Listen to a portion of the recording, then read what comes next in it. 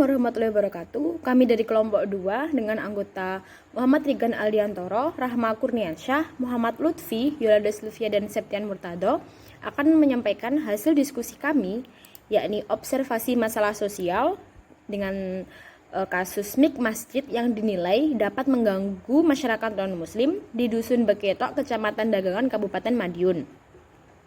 Yang pertama, yakni secara sederhana, masyarakat sosial dapat diartikan sebagai perselisihan sebuah masyarakat yang disebabkan interaksi sosial individu dengan individu, individu dengan kelompok, maupun kelompok dengan kelompok. Normalnya, masyarakat seharusnya bisa saling berdampingan dalam bermasyarakat yang memang kental atas nilai sosial dan unsur-unsur kebudayaan. Di Indonesia sendiri khususnya merupakan negara dengan ragam budaya sosial, budaya, dan bahkan agama. Hal ini selain menjadi pemicu munculnya toleransi, tidak dimungkiri akan muncul berbagai permasalahan sosial.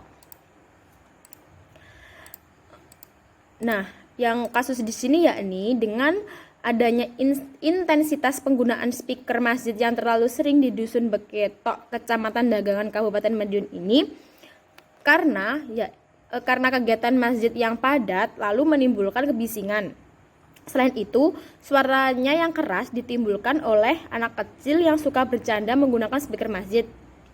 Biasanya bercanda ini dilakukan pada saat kita setelah azan, yakni pujian. Itu terkadang banyak anak kecil yang suara sendagurannya itu masuk ke dalam mic. Nah, hal ini menimbulkan kekurang nyamanan bagi warga non-muslim di sekitar Dusun Beketok ini, yang akhirnya kepada pelaporan kepada pihak yang berwajib. Lokasi penelitian ini berada di Dusun Beketok, Kecamatan Dagangan, Kabupaten Madiun. Faktor-faktor yang menjadi penyebab terjadinya masalah sosial ini akan disampaikan oleh Saudara Lutfi. Ada 3 faktor yang menjadi penyebab masalah sosial di Dusun Beketok sendiri, yakni faktor pertama faktor budaya, sosial, dan psikologi. Faktor budaya sendiri terjadi karena ketidakselarasan antara norma atau ketidaksamaan pemahaman pelaksanaan norma-norma di masyarakat yang menjadi penyebab perselisihan. Ini sering terjadi di negara yang memiliki keragaman suku, budaya, dan bahasa seperti negara kita ini, yakni negara Indonesia. Indonesia sendiri dikenal dengan negara dengan keragaman suku dan budayanya. Jadi sangat mudah sekali terjadi perseteruan atau perselisihan antar budaya oleh faktor budaya tersebut tadi. Yang kedua yakni faktor sosial. Faktor sosial di Dusun Beketok menjadi penyebab kedua masalah sosial di masyarakat, yakni masyarakat yang cenderung individualis, yang mementingkan diri sendiri dan tidak mau bekerja sama. Ini menjadi penyebab kedua mengapa masalah tersebut terjadi. Namun konstruk sosial di Dusun Beketok sendiri memang dari awal sendiri sudah dinilai kurang baik, bukan hanya karena tidak ada masyarakat muda.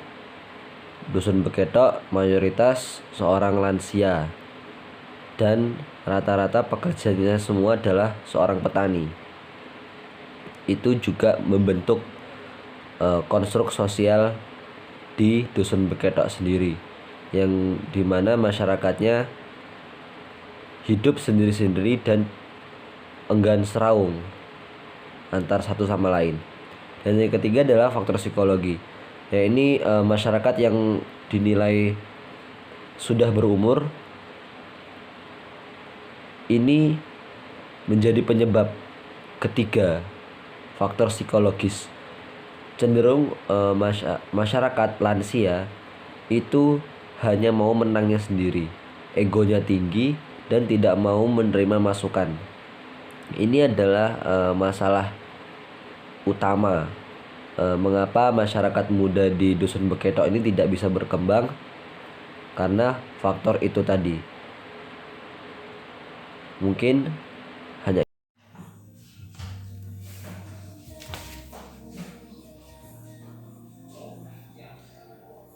ukuran-ukuran sosiologi terhadap masalah sosial.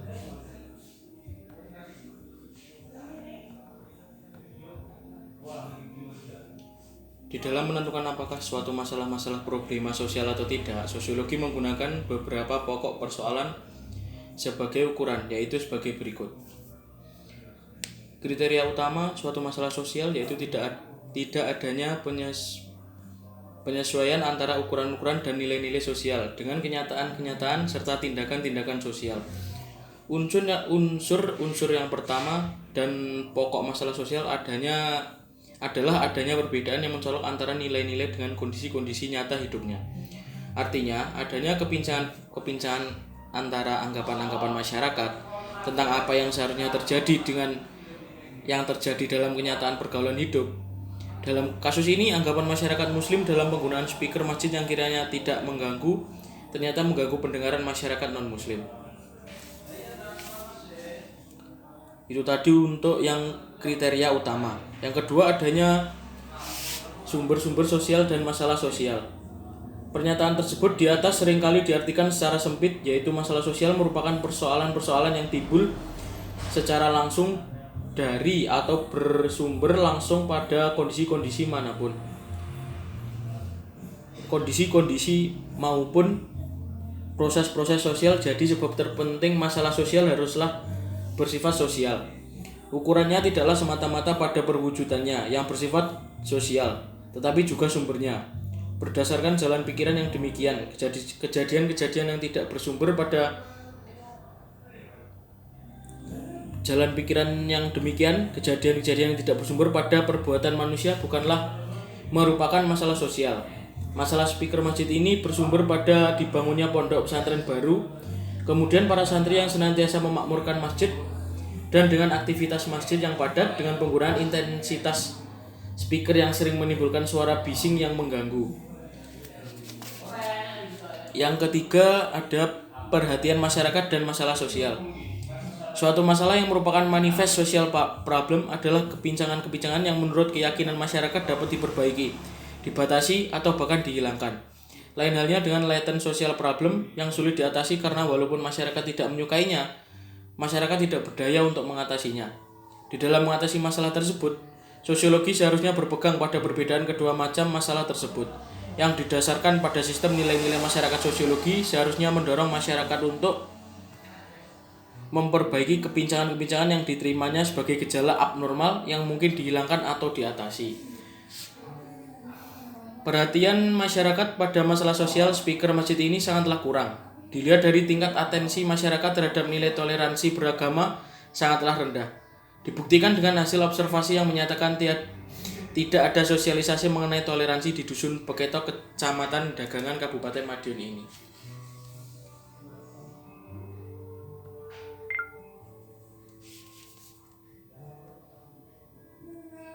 Selanjutnya yaitu hasil penelitian. Hasil penelitian dengan beberapa pertanyaan wawancara menghasilkan jawaban berikut. Yang pertama, masyarakat di Dusun Beketok, Kecamatan Dagangan, Kabupaten Madiun, mayoritas beragama Islam.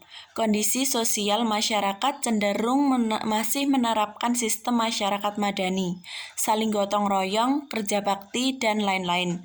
Tetapi masih ada yang individualis. Mayoritas pekerjaan petani. Kondisi budaya masyarakat masih menerapkan dan melestarikan budaya Jawa seperti kenduri dan lainnya. Yang kedua, rata-rata pendidikan masyarakat adalah lulusan SMA sederajat. Yang ketiga, masyarakat cenderung kurang toleransi terhadap masyarakat non-muslim karena jumlah masyarakat non-muslim yang minoritas. Selanjutnya, Intensitas penggunaan speaker masjid yang terlalu sering karena kegiatan masjid yang padat menimbulkan kebisingan, lalu suaranya yang keras dan anak kecil yang suka bercanda menggunakan speaker masjid. Yang selanjutnya, tidak ada sosialisasi baik dari tokoh agama maupun tokoh masyarakat tentang toleransi kepada antar umat beragama, karena masyarakat jarang ada yang ke masjid. Yang terakhir yaitu pihak yang terganggu dengan suara speaker masjid melaporkan kepada pihak yang berwajib. Yang selanjutnya, solusi yang dilakukan oleh takmir masjid yaitu takmir masjid mengambil tindakan dengan tidak menggunakan speaker luar, melainkan hanya memakai speaker dalam. Yang kedua, cepat mencari solusi dan langsung memperbaiki apabila ada kerusakan pada speaker.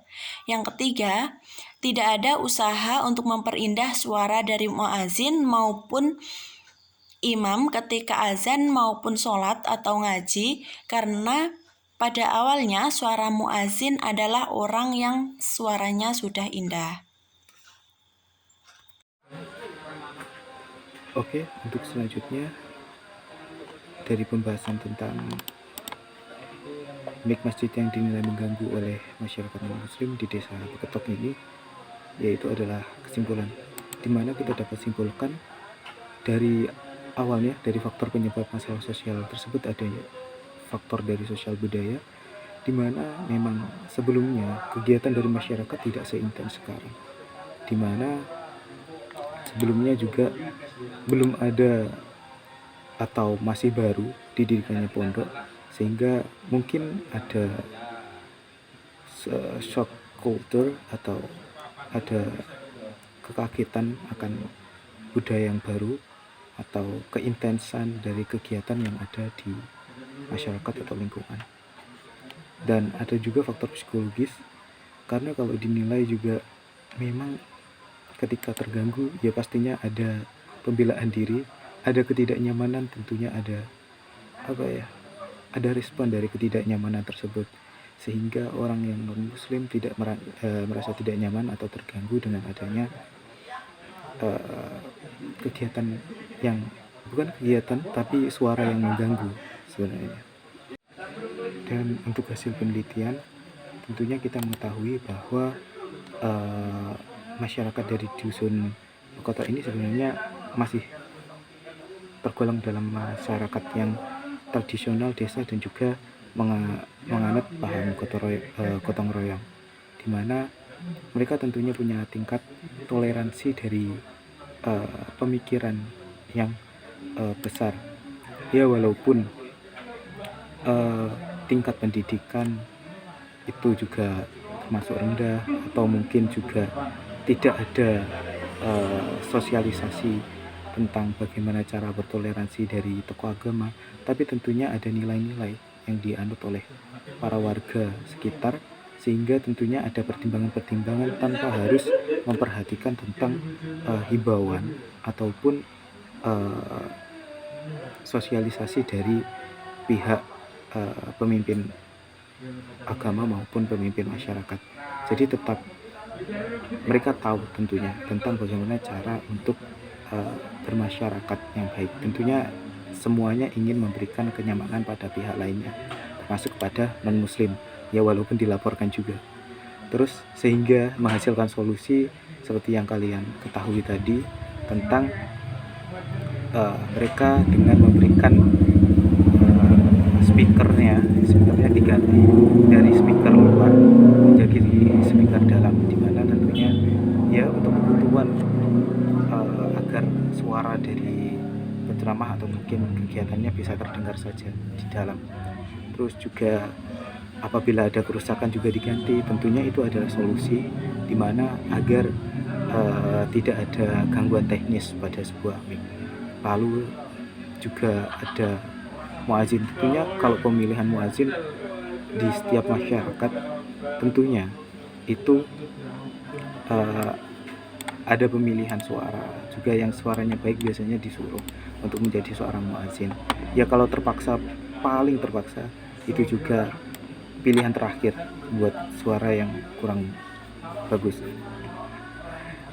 Terima kasih tadi presentasi dari kami.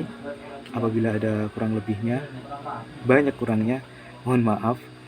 Dan bila ada pertanyaan silahkan dipertanyakan di kolom komentar. Adapun ada foto ini silahkan dilihat tentang foto dari bukti wawancara. Terima kasih kepada teman-teman telah mendengarkan. Wassalamualaikum warahmatullahi wabarakatuh.